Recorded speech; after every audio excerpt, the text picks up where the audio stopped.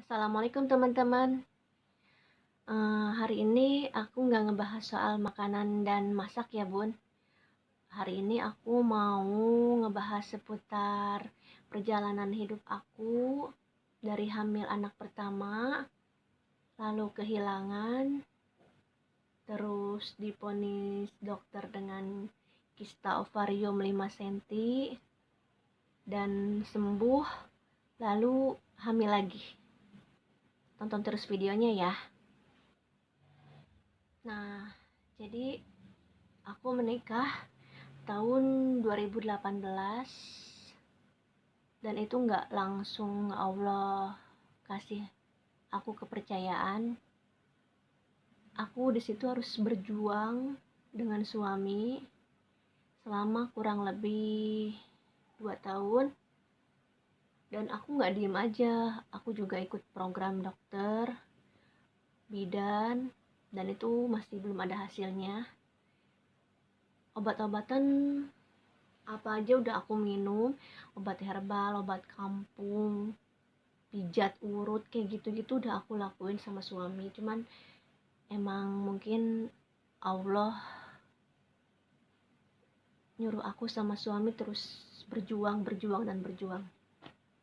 Dan alhamdulillah di tahun 2020, Masya Allah tabarakallah, aku positif hamil di bulan Juli. Aku itu tes pack dulu, dan setelah itu aku USG. Alhamdulillah udah ada kantungnya, udah ada detak jantungnya juga. 3 bulan usia kandungan aku USG lagi, dan qadarullah ada kista 3 cm saat hamil anak pertama. Dan itu kata dokter nggak usah panik, nggak apa-apa katanya. Kita observasi lagi selama beberapa bulan kemudian, dan bulan depannya alhamdulillah udah nggak ada, udah hilang. Nggak tahu, pokoknya dokter bilang hilang, nggak tahu kehalang bayi atau gimana, aku nggak tahu. Yang penting kata dokter nggak usah mikirin kistanya, yang penting ibunya sehat, jaga pola makan, pola tidur, sama jangan stres. Udah, singkat cerita aku melahirkan awal tahun 2021, dan kehilangan di bulan yang sama. Aku di sini nggak akan cerita seperti apa kehilangannya, karena ngejaga hati aku biar baik-baik aja. Karena buat cerita kayak gini tuh kayak nggak mudah gitu, tapi aku perlu cerita juga gitu kan. Tuh jadi nangis. Oke teman-teman, nah setelah beberapa minggu setelah melahirkan, aku nggak bisa jalan. Jadi kaki aku tuh kayak nggak bisa digerakin gitu. Kaki aku nggak bisa digerakin sama sekali. Buat ngangkat kaki aja tuh susah banget. Ke kamar mandi aja harus dipotong gitu ya sama bapak aku ya. Kena air itu sakit banget gitu kan ya. Kata aku, ini kenapa gitu kan, ya Allah, ini sakit apa, ini penyakit apa, kata aku gitu kan. Nah singkat cerita, setelah masa nifas aku USG, dan aku sekalian nanyain kaki aku ini kenapa sama dokter kan ya. Terus kata dokter, mungkin karena ibu stres kali, jadi otot-ototnya gak bisa digerakin apa gimana gitulah, pokoknya aku lupa. Karena pas abis aku jelasin ke dokter itu gak lama aku kan di USG. Kata dokter, aku mau lihat, kata aku, dok aku mau lihat kondisi rahim aku dong habis ngelahirin nih. Aku kan cerita dari awal seperti ini seperti itu sampai nangis ke dokter. Terus pas di USG, aduh, Bu, ini ada kistanya loh, 5 cm. Hah? Kataku, ya Allah dok, kok bisa? Ya bisa Bu, ini buktinya ada di USG. Ya Allah, terus harus gimana dong aku dok? Kata aku gitu kan ya. Terus dokter belum jawab, aku udah ngomong gini, ya udahlah dok, dioperasi aja sekalian, kata aku gitu kan ya. Karena aku pikirnya sekalian sakit gitu kan ya, udah sakit kehilangan, kaki aku nggak bisa jalan, divonis kista yang menurut aku itu gede banget kan ya. Terus kata dokter, ih ngapain ibu dioperasi, ibu hamil lagi aja, masa bilang gitu dokternya. Terus kata aku, hah hamil lagi dok? Sama sekali aku tuh nggak kepikiran buat kesana gitu kan ya, karena traumanya masih ada, rasa apa ya, sedihnya tuh masih ada banget gitu kan ya, jadi aku masih takut kayak gitu. Nah terus kata dokter, ya udah ibu pokoknya jangan KB ya, kata dia gitu, jangan KB, jangan KB yang ada hormonnya, kata dokter gitu. Terus suami aku jawab, terus saya harus puasa dong dok, kata suami. Nggak usah pak, kalau mau berhubungan mohon maaf pakai pengaman aja, kata dokter gitu. Oh gitu ya, ya udah kata suami. Terus kata aku, dok aku minta obat yang buat kaki aku dong, kata aku gitu.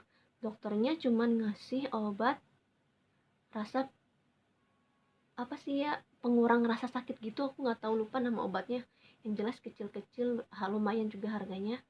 Nah terus aku singkat cerita disuruh nebus obat lah di apotek. Pas aku buka, oh obatnya cuma 2 dok, yang satu kalau nggak salah itu Volamil Genio, terus yang keduanya itu obat yang penahan rasa sakit yang buat kaki aku itu.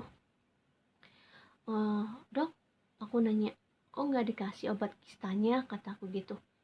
Dokternya malah ngomong gini, ibu kista itu nggak usah diobatin, udah ibu hamil lagi aja. Itu dong, kataku, ih kok gitu sih, kan aku sebagai perempuan gitu kan ya, denger kista tuh kayak aduh ya Allah, kayak bener-bener udah mau kehilangan, kayak disambar petir, kaki aku seperti ini kayak mau kiamat. Terus denger ada kista gede banget gini, perasaan aku tuh campur aduk banget. Aku di situ marah sama diri aku sendiri, marah sama orang-orang di sekitar aku marah sama Allah. Astagfirullahaladzim, pokoknya bener-bener takabur banget saat itu. Ya Allah kenapa harus aku, ya Allah kenapa harus anak aku, ya Allah kenapa bisa kayak gini gitu kan ya, apa salah aku, apa dosa aku gitu kan ya. Nah ini bentuk kisahnya teman-teman. Aku itu kontrol pertama itu tanggal, kelihatan nggak, tanggal 22 Maret 2021. Dan ini kistanya 5 cm. Dan ini tuh menurut aku gede banget ya. Nah terus dokternya itu nyuruh aku buat kistanya itu diobservasi selama 3 bulan. Nah jadi selama 3 bulan itu nanti aku balik lagi ke dokter itu, katanya nanti balik lagi ya bu, aku kan kesana itu bulan Maret, April, Mei. Nah nanti bulan Mei kesini lagi ya bu, kata dia gitu, buat ngeliat nih kistanya makin gede apa makin kecil. Jangan sampai gede ya bu kistanya, kata dia gitu, soalnya kalau udah gede udah bahaya, kata dia gitu. Kata aku, ya Allah gimana caranya ini biar gak gede, kata aku kan. Dok gimana caranya biar kistanya gak gede? Dokternya nyaranin ibu jaga pola makan, pola pikir, sama pola tidur. Ibu gak usah stres, gak usah panik, ibu harus sehat. Pokoknya ibu harus semangat biar ibu sembuh, biar ibu bisa hamil lagi.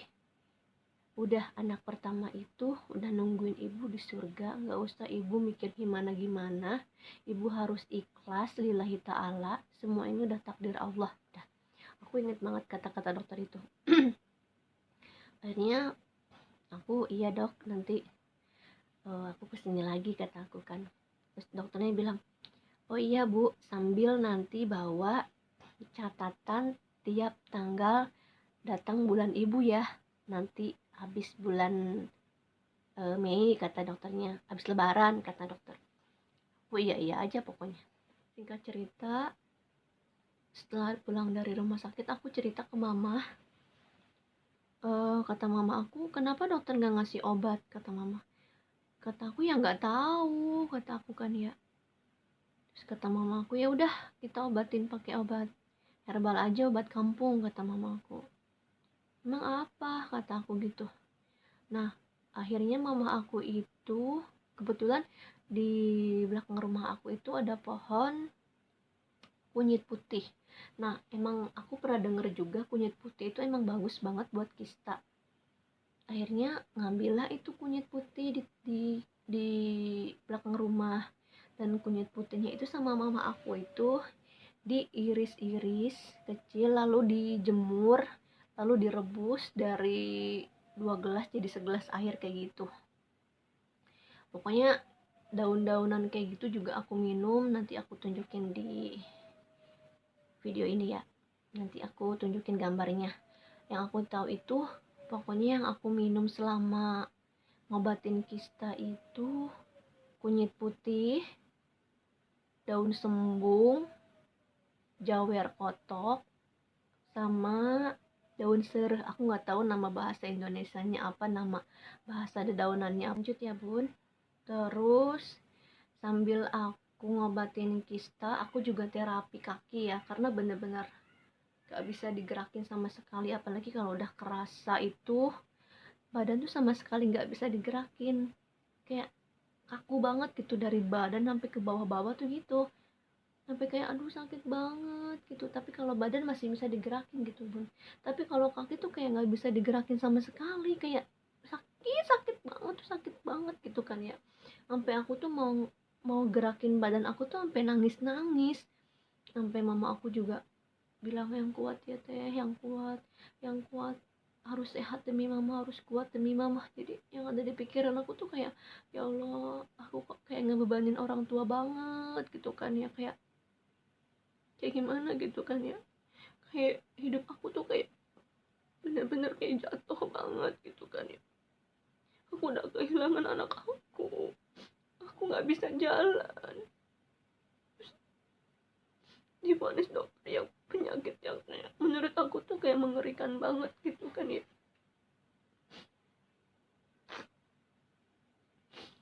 Di situ berdoa sama Allah, ya Allah tunjukin aku harus kemana, aku harus berobat ke dokter siapa, aku harus minum apa biar aku sembuh. Kan aku mikir gitu kan ya, aku harus sembuh, aku nggak bisa kayak gini terus. Tiap kerasa sakit kaki aku minum obat penahan rasa sakit. Iya emang sembuh gitu, tapi cuma beberapa jam doang gitu kan ya. Nanti kalau obatnya udah nggak bereaksi sakit lagi gitu kan.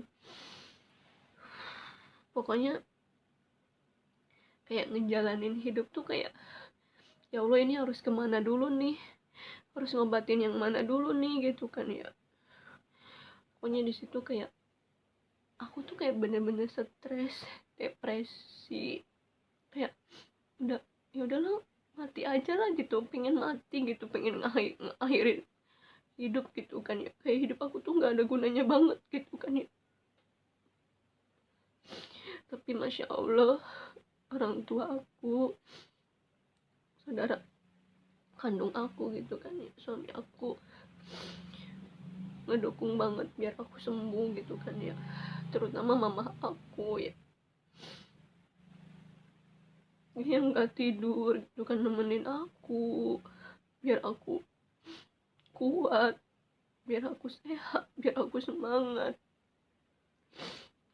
Terima kasih banget buat mama, bapak, adik-adik aku, suami aku, sahabat-sahabat aku yang udah ngedoain, udah ngedukung aku juga. Terima kasih ya. Semoga kebaikan kalian dibalas sama Allah. Dan akhirnya aku sama keluarga mutusin buat nyembuhin kaki aku dulu. Dan akhirnya aku pergi terapi di daerah Subang, terapi patah tulang gitu. Udah kurang lebih 3-4 kali pertemuan gitu, aku lupa. Dan alhamdulillah udah agak mendingan, cuman emang masih belum bisa benar-benar dikatakan jalan normal gitu. Jadi aku tuh jalan tuh kayak masih, kalau kata adek aku, masih kayak anak kecil yang baru belajar jalan gitu. Sebenarnya ada videonya, cuman ada di HP adek aku, tapi HP-nya kebetulan rusak. Dan aku sedih banget kalau lihat video itu. Masya Allah, perjuangannya bener-bener kayak pelajaran hidup yang aku dapat tuh banyak banget dari di tahun 2021 ini gitu kan ya. Nah, selama menjalani terapi juga kebetulan banyak ustadz yang silaturahmi ke rumah ya, yang ngobatin aku. Mungkin lebih ke ngobatin batin aku sih ya, sama ya sedikit nyeramahin aku juga tentang kehilangan anak itu nanti begini gitu kan ya. Jadi aku itu harus semangat, harus kuat, karena aku itu orang tua pilihan gitu kan ya. Nggak semua orang itu dipilih sama Allah. Kenapa Allah milih aku? Karena Allah tahu aku kuat, aku bisa ngelewatin ini semua. Aku harus semangat demi anak kedua, demi anak ketiga, anak keempat, dan seterusnya, kata ustadz yang ngobatin aku. Dari situ aku berpikir, oh iya, aku nggak bisa kayak gini terus. Aku harus bangkit, aku harus sehat, aku harus sembuh, aku harus semangat demi masa depan aku, demi rumah tangga aku, demi anak-anak aku nanti gitu kan ya. Dan dari kejadian itu banyak banget yang kayak nyumpahin aku yang enggak, ngomongin aku yang enggak, yang kayak nyalahin aku yang gimana gitu kan ya. Karena mereka nggak tahu, sebelum mereka nyalahin diri aku juga udah nyalahin diri aku sendiri gitu kan ya. Kenapa aku bisa kayak gini, sampai aku juga nyalahin Allah gitu kan ya. Allah kenapa nggak adil gitu, Allah kenapa nggak adil sama aku, kenapa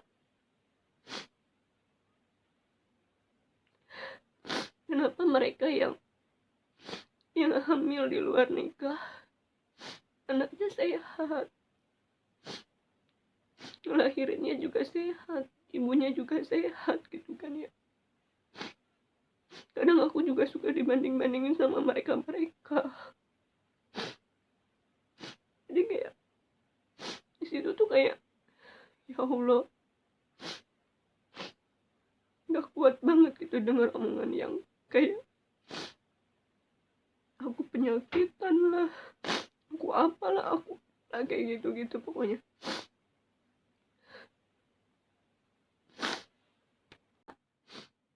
Alhamdulillah kaki aku udah mulai mendingan, udah mulai enak buat jalan. Dan alhamdulillah Allah nunjukin pengobatan apa yang harus aku lakuin. Aku diobatin sama ustadz ya, dikasih air doa kayak gitu. Terus aku juga rutin tiap mau tidur itu dengerin Ruqyah Rahim, yang ada salah satu channel YouTube yang aku dengerin terus hampir tiap hari. Nanti aku kasih tahu nama YouTube-nya. Dari situ aku berdoa, ya Allah, sehatkan rahim aku, kuatkan rahim aku, aku, angkatlah penyakit yang ada di rahim aku, mudah-mudahan kista dan sejenisnya Allah sembuhkan, Allah angkat penyakitnya. Lalu aku tiupkan, terus aku balurkan ke tubuh aku, terutama di area perut. Aku baca-baca terus yang aku bisa, kayak gitu-gitu kan ya, pokoknya surat-surat pendek aku baca sholawat, aku minta kesembuhan dari Allah. Aku berdoa, ya Allah, apapun yang aku minum, apapun yang aku makan, agar aku sembuh, mudah-mudahan Allah mudahkan, Allah berkahi, dan Allah sembuhkan. Aku doanya seperti itu pokoknya setiap aku kalau mau minum obat gitu kan ya. Soalnya kan aku bingung ya, dokter sendiri nggak ngasih obat. Jadi ya aku berusaha sama orang tua aku buat sembuh tuh pakai apa gitu kan ya. Jadi yang aku minum itu ya itu yang buat nyembuhin kista itu daun sembung, daun jabar kotok, daun seruh, sama kunyit putih. Itu 4 yang aku minum itu, minumnya selang-seling. Aku cerita ke salah satu temen aku cerita tentang kista kayak gini pokoknya. Terus dia nyaranin coba deh datang ke rumah sakit B misalnya, contohnya ya, temuin dokter B katanya gitu, karena dia emang sering banget ngobatin orang yang kena kista. Aku aja sembuh katanya, diobatin sama dia, dikasih obatnya kecil-kecil, harganya emang lumayan mahal kata dia gitu kan. Akhirnya saran dia, aku ngomongin tuh saran dia ke orang tua aku, mah ada temen gini, aku ceritain kayak gitu kan ya. Terus kata mama aku, ya udah nanti coba ke sana, kata mama aku gitu kan ya, siapa tahu, namanya kita kan manusia cuma bisa ikhtiar gitu kan, kata mama. Setelah dapat saran dari temen aku itu, akhirnya pas bulan Mei itu aku nggak ke dokter yang pertama, nggak ke dokter yang A, aku datangnya ke dokter yang B yang disaranin temen aku itu. Nah akhirnya aku datang ke dokter yang disaranin temen aku itu pas awal bulan Juni, tepatnya tanggal 2 Juni 2021. Dan aku cek ke dokter itu, aku kontrolnya, aku diagnosanya tuh kontrol kista gitu kan ya. Pasti tanya sama resepsionisnya, mau apa bu? Mau kontrol kista, kataku kan. Akhirnya aku udah ketemu tuh sama dokternya, aku cerita dari awal sampai aku nangis kan, cerita kan. Akhirnya nggak lama dari cerita itu aku disuruh USG. Ya udah USG aja bu, kata dokternya. Akhirnya pas di USG, masya Allah, kistanya hilang. Iya beneran hilang, apa kata aku. Kata dokternya gini, bu nggak ada kok, nggak ada kista, nggak ada miom, rahim ibu bagus, kata dokternya gitu. Dok coba periksa lagi, barangkali kistanya ngumpet gitu kan ya, kata aku. Ibu ini beneran nggak ada tuh, aku di sini nggak lihat apa-apa, kata dokternya gitu. Nggak ada kista, nggak ada miom, kata dokternya. Dan ini hasil USG-nya tanggal 2 Juni 2021. Kelihatan nggak? Agak, mungkin mohon maaf kalau agak kurang jelas ya bun. Nah akhirnya aku tanya ke dokter, terus dok, kista aku yang kemarin termasuk kista apa ya dok, kata aku gitu. Kata dokter, mungkin itu kista fungsional bu, kata dokternya.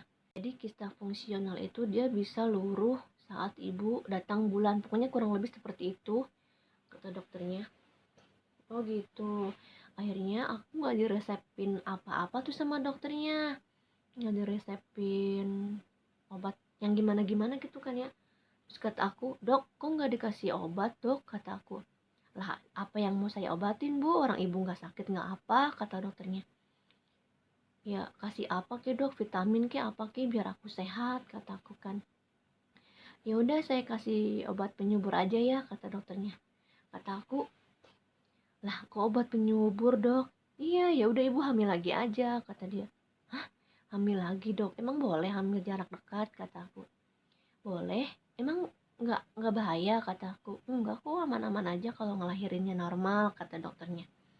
Yang penting terus diawasin, sering rutin USG, kata dokternya gitu.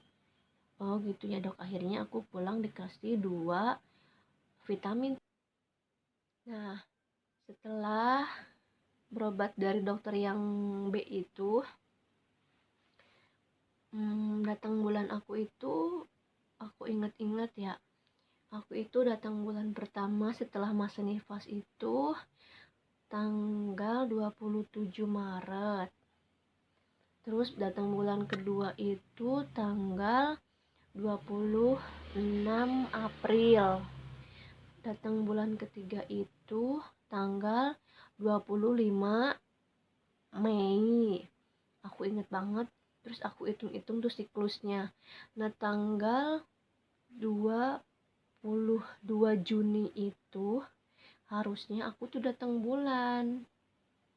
Tapi ternyata aku nggak datang bulan gitu kan ya. Ah, coba aja aku tes pack, kata aku gitu kan. Pagi subuhnya habis sholat subuh aku cek, dan masya Allah tabarakallah itu garisnya udah 2, cuman yang satunya itu masih samar banget. Nah kebetulan aku beli test packnya itu 3, jadi aku tes pack di hari besoknya. Aku tes pack lagi dan udah kelihatan jelas banget gitu kan ya. Nah hari ketiganya aku masih penasaran, aku tes pack lagi. Masya Allah udah jelas banget, udah terang banget, masya Allah. Akhirnya aku kasih tahu suami dan di situ kita berpelukan, terus nangis bareng, ucap syukur sama Allah. Alhamdulillah. Nah, buat teman-teman yang nanya kisahnya bisa sembuh itu seperti apa, mungkin kista itu kan ada banyak ya, ada kista fungsional, kista yang aku tahu ya, yang aku tahu tuh kayak kista ovarium, kista endometrius. Pokoknya kista itu ada yang di indung telur, ada yang di rahim kalau nggak salah ya. Pokoknya kista itu banyak jenisnya. Nah mungkin dokter yang aku temuin itu menganalisa kistanya aku ini nggak perlu diobatin dan nggak harus dioperasi itu, karena mungkin kistanya masih jinak, masih eh, masih nggak lebih dari 5 cm mungkin ya. Jadi kistanya itu hanya perlu pengawasan, pemantauan, sama observasi lebih lanjut gitu. Makanya dokter wanti-wanti banget sama aku jangan di KB, karena KB yang hormonal itu malah bikin gede kistanya, kata dokter yang aku temuin yang pertama itu kan ya. Nah buat teman-teman yang punya gejala yang menurut teman-teman kayak oh nggak enak ya, aku gimana ya, jangan takut buat USG, karena USG itu buat mastiin rahim kita itu baik-baik aja apa enggak gitu, ada penyakitnya apa enggak gitu. Kalau udah ketahuan sedini mungkin, kalau misalnya kistanya atau penyakitnya masih bisa diobatin, insya Allah nanti juga dokter akan kasih obat. Tapi kalau misalnya harus ada tindakan lebih lanjut, ya insya Allah mudah-mudahan berdoa aja, mungkin itu yang terbaik. Setelah hasil tes packnya positif itu, aku 2 minggu kemudiannya itu aku ke dokter kandungan ya. Aku datang ke rumah sakit, aku temuin dokter kandungan dan masya Allah janinnya udah kelihatan nih, udah kelihatan teman-teman, masya Allah tabarakallah, udah kelihatan kecil banget, ini ukurannya baru kecil banget pokoknya. Nah, masya Allah tabarakallah, di sini udah ada detak jantungnya, Di sini aku nangis sejadi-jadinya sama dokter. Dan dari situ dokter ngeresepin aku banyak banget obatnya ya, karena kebetulan emang lagi gak enak badan juga, meriang. Terus juga ada obat penguat kandungan, karena aku punya riwayat hamil jarak dekat gitu kan ya. Aku melahirkan Februari, Mei aku udah enggak, Mei aku udah head terakhir, Juni aku udah positif hamil. Masya Allah, tabarakallah. Dan yang aku tanyain ke dokter itu, dok, ada kistanya enggak? Kan aku ya, pas di USG itu ada kistanya enggak, ada minumnya enggak, yang aku tanyain tuh. Kata dokter, alhamdulillah enggak ada bu, kata dokternya. Alhamdulillah rahimnya bersih, enggak ada yang gimana-gimana, kata dokternya. Oh syukur atuh, kata aku gitu kan. Nah singkat cerita, aku datang lagi di USG saat usia 12 minggu. Saat itu aku USG-nya USG transvaginal, karena buat mastiin benar-benar kistanya ada apa enggak, itu benar-benar dari USG transvaginal. Nah ini, Masya Allah tabarakallah, Masya Allah tabarakallah, ini hasil USG 2 dimensi, dan ini USG transvaginal. USG transvaginal itu, mohon maaf, dari dimasukin alat kayak tongkat gitu, pokoknya dimasukin ke kemaluan kita, dan itu rasanya emang nggak nyaman. Tapi dari USG transvaginal itu kelebihannya banyak banget. Jadi kita itu bisa ngelihat, pertama, indung telur kita itu, sel telur kita itu gede-gede apa enggak gitu dari USG transvaginal. Ini mungkin buat yang mau promil kali ya. Terus ada kistanya apa enggak, ada miomnya apa enggak, tuh kelihatan banget kalau dari USG transvaginal. Terus sama yang buat trimester 1 awal yang mungkin baru sekitar 5-6 mingguan kayak gitu, ada yang nanya USG transvaginal itu harganya berapa. USG transvaginal itu mungkin tiap rumah sakit beda-beda ya teman-teman. Kemarin aku semuanya sama biaya obat kurang lebih 700.000. Nah buat teman-teman yang mungkin mau banget USG transvaginal tapi terkendala biaya, nabung dulu aja, berdoa sama Allah, mudah-mudahan Allah kasih rezeki yang banyak, Allah mudahkan untuk bisa USG transvaginal. Semangat ya. Nah teman-teman, segitu aja cerita perjalanan hidup aku, perjuangan hidup aku untuk hamil anak pertama sampai anak kedua yang Masya Allah ya. Mudah-mudahan sedikit bermanfaat dan sedikit menginspirasi buat teman-teman semua yang punya perjalanan hidup yang gak mudah sama kayak aku. Kuncinya sabar, ikhlas, tawakal, serahin semuanya sama Allah.